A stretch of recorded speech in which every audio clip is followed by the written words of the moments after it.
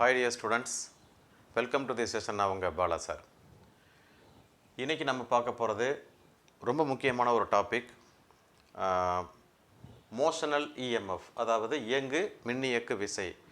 This is also on the basis of electromagnetic induction. But இந்த motional இஎம்எஃப்பை நம்ம from the Lawrence force அதிலிருந்து கண்டுபிடிக்க போகிறோம். லாரன்ஸ் விசையிலிருந்து இயங்கு மின்னியக்கு விசை எவ்வாறு பெறப்படுகிறது அப்படிங்கிறது தான் இந்த கான்செப்டு. நமக்கு ஏற்கனவே இஎம்எஃப்னால் என்னென்னு தெரியும். எலக்ட்ரோமோட்டிவ் ஃபோர்ஸுங்கிறது நம்ம ஆல்ரெடி எலக்ட்ரிசிட்டியில் படிச்சிருக்கிறோம்.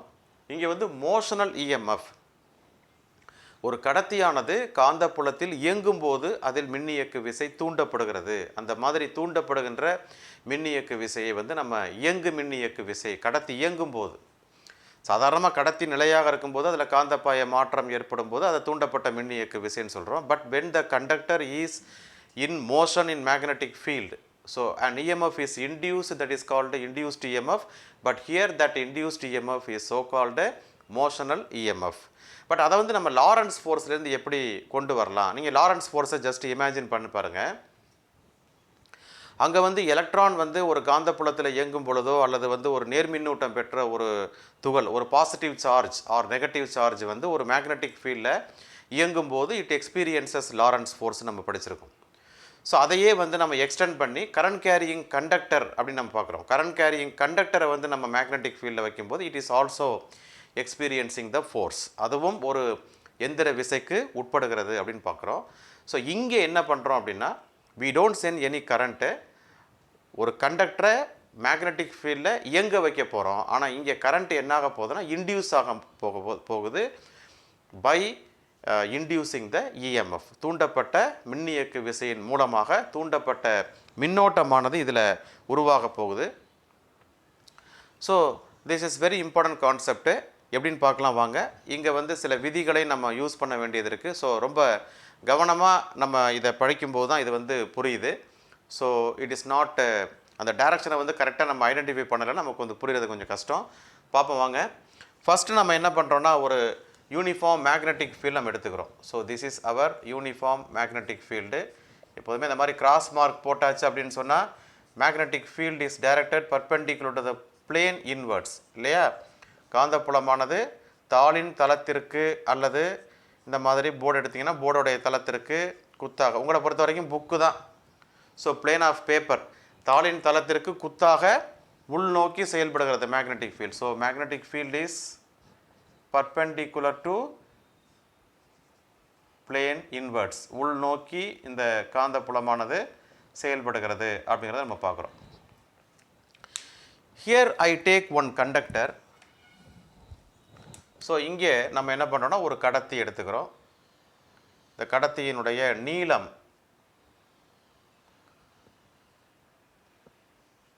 It has length L. So இங்கேருந்து இங்கே வரைக்கும் length L. So we take the conductor ஏபின்னு பேர் வச்சுக்கலாம், AB. Conductor AB has length L. ஏபி நீளமுடைய ஒரு கடத்தியானது எடுத்துக்கொள்ளப்படுகிறது. இது கடத்தின்னு சொல்லிட்டோம்னாவே நமக்கு தெரியும், it has number of free electrons. Basically it is a neutral conductor. இதில் நம்ம எந்த சார்ஜை நம்ம உருவாக்கலை. ஸோ பேசிக்கலி இது நியூட்ரல் கண்டக்டர் அப்படின்னா என்ன அர்த்தம்? நடுநிலையான ஒரு கடத்தி அப்படின்னா அதில் நம்பர் ஆஃப் பாசிட்டிவ் சார்ஜஸும் நம்பர் ஆஃப் நெகட்டிவ் சார்ஜஸும் ஈக்குவலாக இருக்கும். So electrically it is neutral. இப்போ இதில் எந்த மின்னூட்டமும் இதில் உருவாகலைன்னு நம்ம சொல்கிறோம். இப்போ நம்ம என்ன பண்ண போகிறோம்னா, இதை மேக்னெட்டிக் ஃபீல்டில் ஒரு பர்டிகுலர் டைரக்ஷனில், இப்போ இந்த டைரக்ஷனில் மேக்னெட்டிக் ஃபீல்டு இன்வர்டாக உள்ளே போகுது. ஸோ இது இந்த கடத்தி இயங்கக்கூடிய திசை. ஸோ வி வெலாசிட்டியில் ரைட் ஹேண்ட் சைட் டைரக்ஷனில் இப்படி லெஃப்ட் டு ரைட்டு இயங்குதுன்னு வச்சுங்க.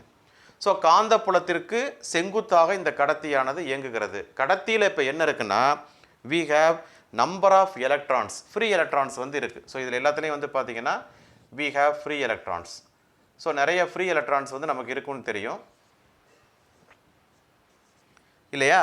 ஸோ இப்போ இந்த கடத்தியானது காந்தப்புலத்தில் இந்த மாதிரி V என்ற திசை வேகத்தோடு இயங்கும் பொழுது, கடத்தி ஏற்கனவே படிச்சிருக்கிறோம்.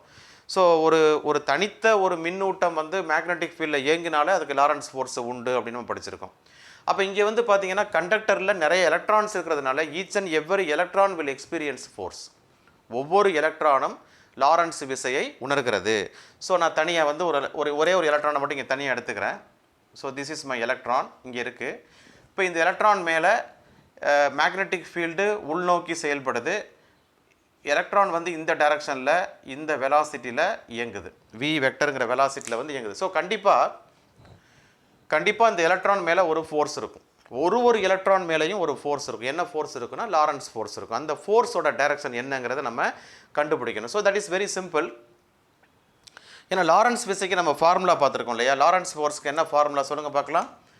F vector is equal to q into v cross p. ஞாபகம் இருக்கா?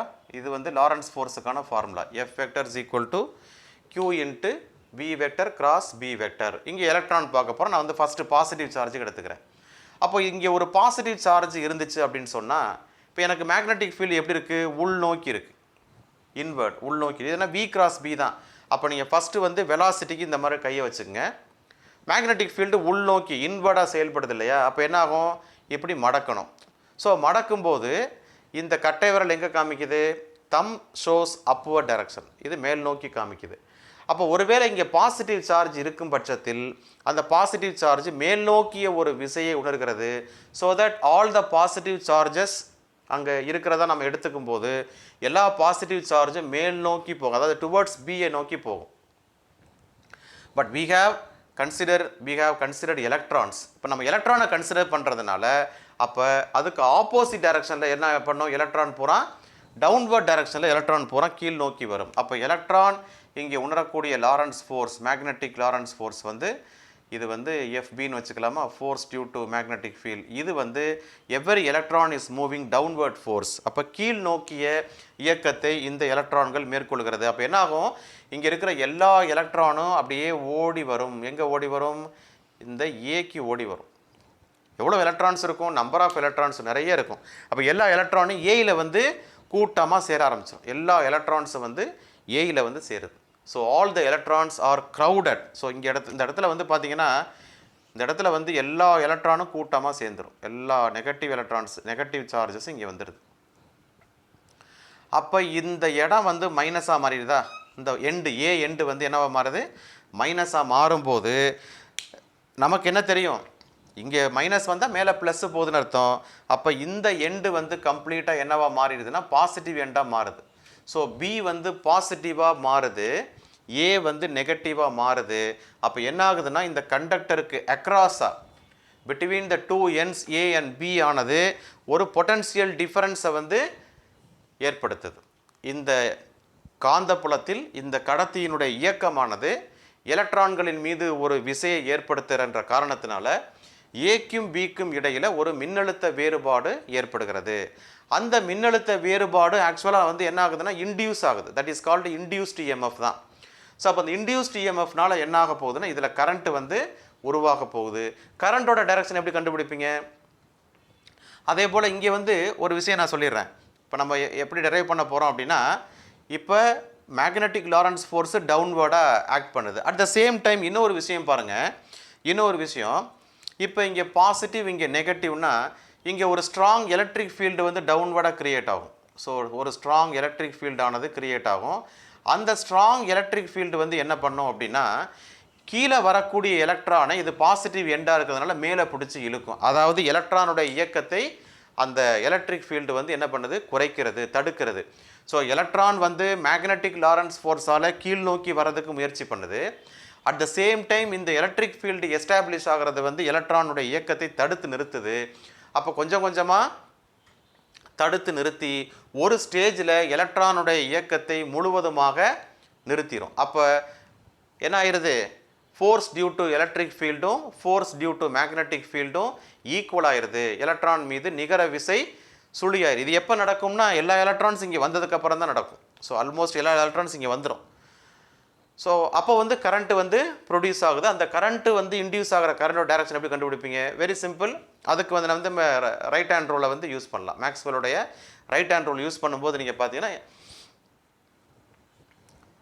ஆள்காட்டி விரல் என்ன பண்ணுது? மேக்னெட்டிக் ஃபீல்டை பாயிண்ட் பண்ணும். ஸோ இது ஆட்காட்டி விரல், இது கடத்தி இயங்கக்கூடிய திசை இது.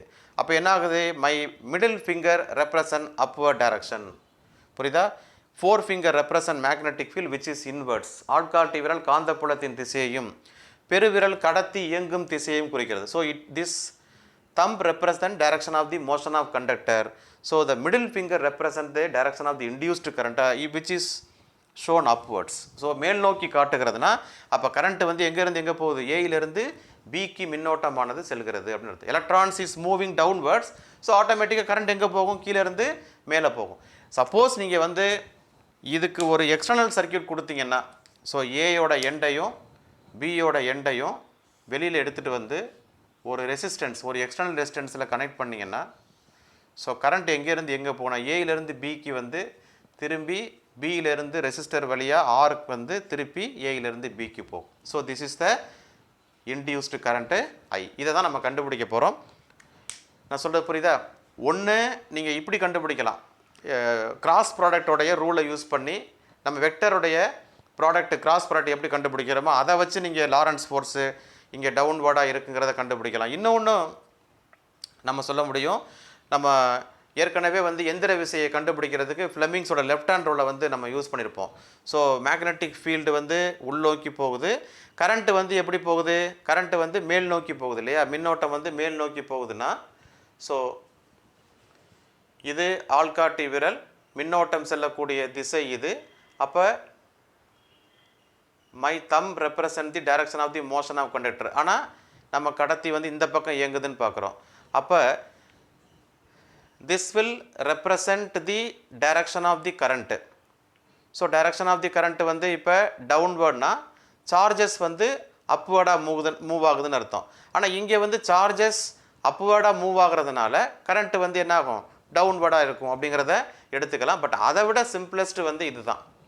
இந்த கிராஸ் ப்ராடக்டை யூஸ் பண்ணினா நீங்கள் டேரெக்டாக வந்து கண்டுபிடிச்சிட முடியும். So stretch your fingers along the direction of the motion of conductor. கடத்தினுடைய இயக்க திசையில் நீங்கள் இதை காமிங்க. அப்புறம் ஃபோல்டு பண்ணுங்கள். that will represent the magnetic field. so your thumb represent the direction of the என்னது force. ஆனால் this is for positive charge. அப்போ பாசிட்டிவ் சார்ஜாக இருந்தால் மேலே போகும். ஸோ நெகட்டிவ் சார்ஜுங்கிறதுனால இது வந்து கீழ் நோக்கி வருது அப்படிங்கிறத நம்ம தெரிஞ்சுக்கலாம். So this is about identifying the directions of the motion of charges. இப்போ நம்ம பார்க்கலாம், force due to the Lorentz force வந்து Fp is equal to நமக்கு சார்ஜ் வந்து electron, so minus E into V vector cross B vector அப்படி வச்சு எடுத்துக்கலாம்.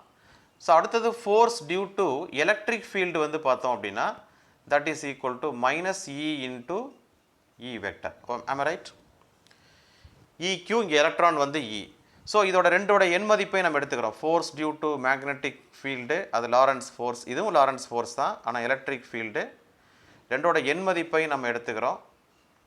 எடுக்கும்போது நமக்கு இ இன்ட்டு இது வந்து பிவி சைன் தீட்டான்னு கிடைக்குமா? மாடுலஸ் என் கேப் ஆல்சோ 1. இங்கே வந்து நமக்கு என்ன கிடைக்கும்? இ இன்ட்டு ஈன்னு கிடைக்கும். The E will be cancel. Here theta is 90 degree because conductor is moving perpendicular to the magnetic field. So sin 90 உடைய வேல்யூ வந்து 1ன்னு கிடைக்கும். So B into V is equal to Eன்னு கிடைக்குது. ஸோ இதிலேருந்தே நமக்கு வந்து என்ன தெரியும்? இதிலேருந்து வெலாசிட்டி நம்ம கண்டுபிடிக்க முடியும். V is equal to E by Vன்னு கண்டுபிடிக்கலாம். அண்ட் ஆல்சோ இந்த ரெண்டு எண்டுக்கு நடுவில் என்ன நமக்கு கிடைக்குது? ஒரு இன்டியூஸ்ட் EMF கிடைக்குது, அது எப்சிலான். நமக்கு தெரியும் முதல்ல நான் எலக்ட்ரிக் ஃபீல்டு வந்து டெவலப் ஆகுதுன்னு சொன்னேன். அப்போ இந்த எலக்ட்ரிக் ஃபீல்டு மின்னழுத்த வேறுபாடின் காரணமாக உருவாகக்கூடிய அந்த எலக்ட்ரிக் ஃபீல்டு நமக்கு தெரியும். D V is equal to E into டிஆர்னு படிச்சிருக்கோம். So potential difference, gradient of potential தான் எலக்ட்ரிக் ஃபீல்டு. அப்போ இங்கே பொட்டன்ஷியல் டிஃபரன்ஸ் வியாக இருந்துச்சுன்னா E into length of the conductor என்ன வரும்? எல் வரும். So potential difference V is equal to E into L. But here induced EMF also நம்ம கண்டுபிடிக்க போகிறோம். இன்டியூஸ்ட் EMF என்ன வரும்? அப்போ ஈயோட வேல்யூ வந்து பிவிங்கிறத இங்கே சப்ஸ்டியூட் பண்ணிங்கன்னா உங்களுக்கு you will get BL into V. So the induced EMF in the conductor is equal to BLV. அப்போ இங்கே தூண்டப்பட்ட மின்னியக்கு விசையினுடைய எண் மதிப்பானது நமக்கு எப்படி கிடைக்குதுன்னா BLVயாக கிடைக்குது. It depends on the magnetic field and length of the current, length of the conductor and velocity of the conductor moving. So இதுதான் வந்து தூண்டப்பட்ட மின்னியக்கு விசையில் எக்ஸ்க்ளூசிவாக இதை வந்து இயங்கு மின்னியக்கு விசைன்னு சொல்லுவோம். It is called motional EMF. So motional இஎம்எஃப்னால கிடைக்கக்கூடிய கரண்ட்டோடைய வேல்யூ எப்படி கண்டுபிடிப்பீங்க? I is equal to induced EMF divided by R. This is the current flows through the resistor R, which is equal to BLV divided by R. நமக்கு என்ன பண்ணலாம்? The resistance value, length of the conductor, magnetic field, velocity இதெல்லாம் கொடுத்துட்டாங்கன்னா எவ்வளோ current போகுது அப்படிங்கிறத வந்து ஈஸியாக நம்ம கண்டுபிடிச்சிட முடியும். So this expression is very very important. இதை பேஸ் பண்ணி நமக்கு நீட்டு ஜேஇலெலாம் ப்ராப்ளம்ஸ் கேட்குறாங்க. ஸோ மோஷனல் இஎம்எஃப் தான் நமக்கு இதுக்கு பின்னாடி வரக்கூடிய அப்ளிகேஷன்ஸை பொறுத்த வரைக்கும் நமக்கு ரொம்ப ரொம்ப முக்கியமானது. பின்னாடி ஈவன் பார்த்தீங்கன்னா நீங்கள் ஜென்ரேட்டர் படித்தாலும் சரி அல்லது எடி கரண்ட்ஸு இதெல்லாம் படிக்கும்போது கூட அதை பற்றி நம்ம தெரிஞ்சுக்குவோம். அதனால் இது ரொம்ப ரொம்ப ஒரு முக்கியமான ஒரு கான்செப்ட்டு. நல்லா படிச்சுக்கோங்க. 2 பாயிண்ட்டு தான். லாரன்ஸ் ஃபோர்ஸு எப்படி இதில் ஃபங்க்ஷன் ஆகுது. கடத்தி இயங்கும் பொழுது அதில் மின்னூட்டம் பெற்ற துகள்கள் எலக்ட்ரான் இருக்குது. ஸோ எலக்ட்ரானுக்கு எந்த பக்கம் டைரக்ஷன் கிடைக்குது, லாரன்ஸ் ஃபோர்ஸ் கிடைக்குதுன்னா அது டவுன்வர்ட் டைரக்ஷனில் வந்துடும். ஸோ அப்வர்ட் டைரக்ஷனாக அது வந்து பாசிட்டிவ் சார்ஜுக்கு அது மேலே போயிடுது. ஸோ எலக்ட்ரான் வந்து கீழே போகுது. ஸோ அதனால் வந்து ஒரு இஎம்எஃப் வந்து டெவலப் ஆகுது. That is called induced EMF. அது ஒரு எலக்ட்ரிக் ஃபீல்டை செட்டப் பண்ணுறதுனால எலக்ட்ரிக் ஃபீல்டு என்ன ஆகுது அப்படின்னு சொல்லும்போது இந்த எலக்ட்ரானோட இயக்கத்தை எதிர்க்குது. ஒரு பர்டிகுலர் ஸ்டேஜில் ஃபோர்ஸ் டியூ டு எலக்ட்ரிக் ஃபீல்டும் force due to magnetic field வந்து ஈக்குவல் ஆகும்போது தான் நம்ம அந்த கண்டிஷன் எடுக்கிறோம். ஸோ அப்போ கிடைக்கக்கூடிய நமக்கு வெலாசிட்டி ஆஃப் த பார்ட்டிகிள் வந்து v is equal to E/B இருக்கிற இடத்துல அந்த நிகழ்ச்சி நடக்கும். Potential difference developed by the conductor வந்து என்ன வருதுன்னா v is equal to electric field established in length of the conductor. அதிலிருந்து நம்ம இந்த E அங்கே சப்ஸ்டியூட் பண்ணும்போது நமக்கு வந்து என்ன கிடைக்குது? E is equal to epsilon equal to BLV. This epsilon is nothing but induced EMF. இதுதான் தூண்டப்பட்ட மின்னியக்கு விசை அல்லது இயங்கு மின்னியக்கு விசை அப்படின்னு நம்ம சொல்கிறோம். ஸோ டைரக்ஷன் ஆஃப் தி கரண்ட்டை கண்டுபிடிக்கிறதுக்கு நீங்கள் ஃப்ளெமிங்ஸோட ரைட் ஹேண்ட் ரூலை யூஸ் பண்ணுங்கள். This will represent direction of the magnetic field and this is the direction of the motion of conductor. இது கடத்தி இயங்கக்கூடிய திசை, இது magnetic field.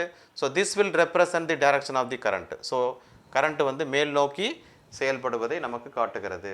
am I right? புரிஞ்சுக்க முடியுதா? ஸோ தூண்டப்பட்ட மின்னோட்டத்தின் திசை எங்கேருந்து எங்கே போகுது? ஏயிலிருந்து பிக்கு போகுது. ஸோ வெளியில் பியிலிருந்து ஆர் வழியாக வந்து திருப்பி கரண்ட்டு ஏக்கு வந்துடும். ஸோ ஒரு டிவைஸை நம்ம கனெக்ட் பண்ணும்போது தட் வில் ஃபங்க்ஷன். சரியா? அது வந்து கண்டக்டர் வந்து எந்த ஸ்பீடுக்கு மூவ் ஆகுதோ அதை பொறுத்தது தான் அந்த கரண்ட்டோட வேல்யூ. கரண்ட்டு வந்து உங்களுக்கு நிறைய வேணும்னா கண்டக்டரோட ஸ்பீடு வந்து அதிகமாக இருக்கணும் அப்படிங்கிறது இதுலேருந்து நம்ம தெரிஞ்சுக்க முடியுது. This is about motional EMF, அதாவது இயங்கு மின்னியக்கு விசை. Very important question. நல்லா படிச்சுக்கங்க. கீப் வாட்சிங். தேங்க்யூ.